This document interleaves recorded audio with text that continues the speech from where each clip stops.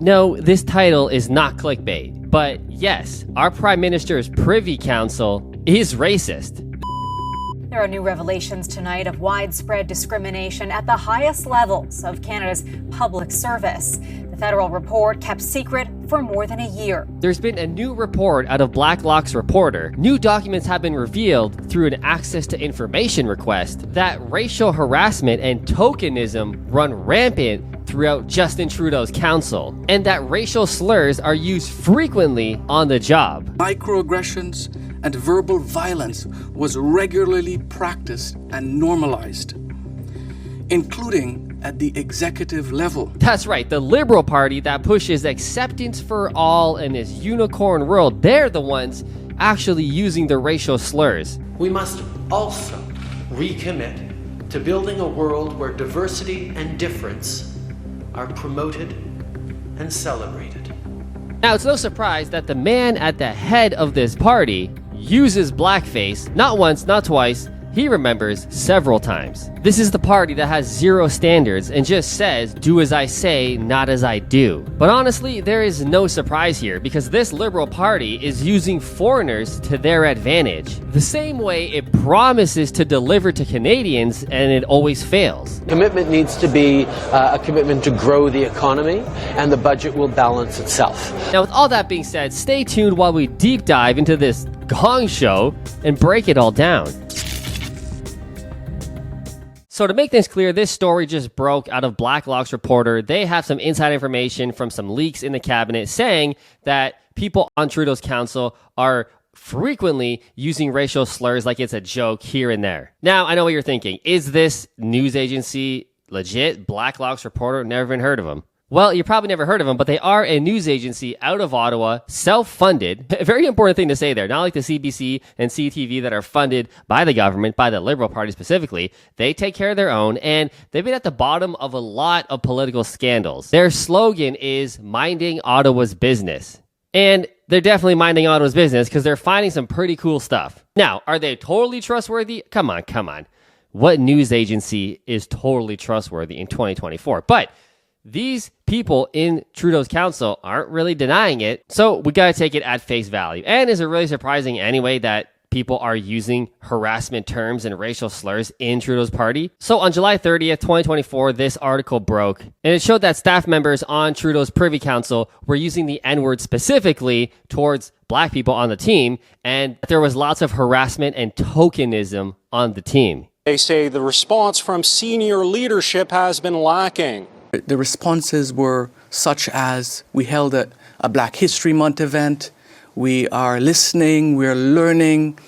What those responses did not indicate was we've sponsored 10 black employees to leadership positions. We have promoted this amount of employees, the tangible stuff. But here's just where it all boils down and just gets dumb. I mean, Trudeau's whole angle and his whole political theater is about, globalizing the world, the racial agenda.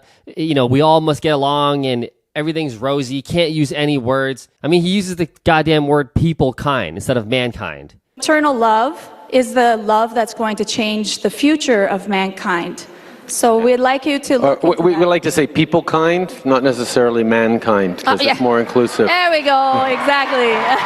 Like, that's the direction this guy wants to take the country, which is fine. You can do whatever you want. If people vote for you, God bless to you. He's doing what he's supposed to do as a politician. I get it. But behind closed doors, people on his team are literally doing the exact opposite. They're even going farther than right wing. I mean, I would consider myself a conservative, If I had to be placed on a political pendulum, I'd probably be labeled right wing. But bro, I ain't going around calling people the N-word. That's like the other end of right wing. And you got people in the Liberal Party doing that? That's insane. And it just goes to show that the man at the head of the party, who's trying to be this unicorn lover guy, has a breakdown on his own team. You got people on your own team just disregarding everything you're about. The report also documents a diversity session led entirely by white co-workers, employees being racially profiled, and even managers who were comfortable using the N-word. They're petrified at the Privy Council office. To come forward and make a formal complaint and then your career dies?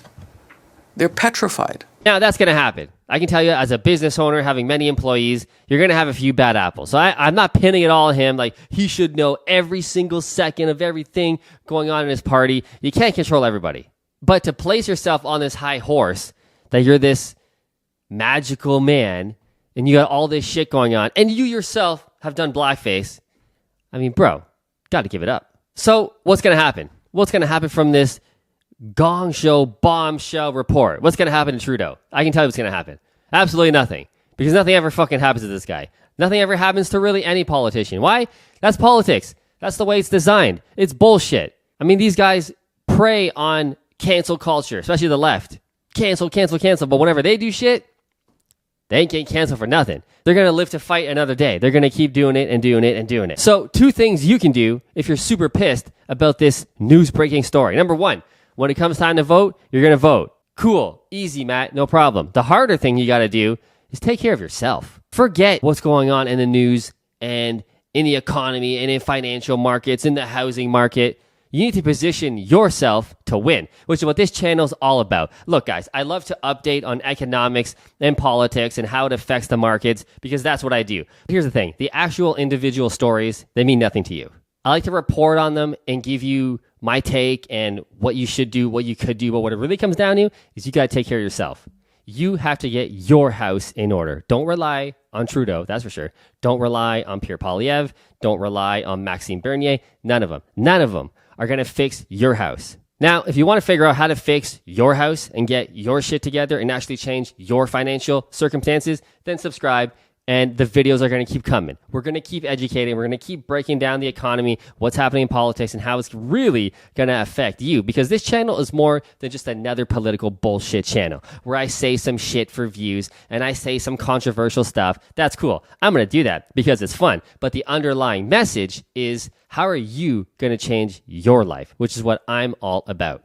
And real quick, what I really believe in is building a business and investing, and specifically investing in real estate, which is why I've bought over 150 properties. Look, I can do whatever I want when I want at this point. And before the comments start going, oh, just another rich guy, just another... Dude, no. I grew up in a very poor, lower middle class family. I built everything my motherfucking self as a tradesman, as a carpenter, building my own business, to then becoming a real estate investor over time.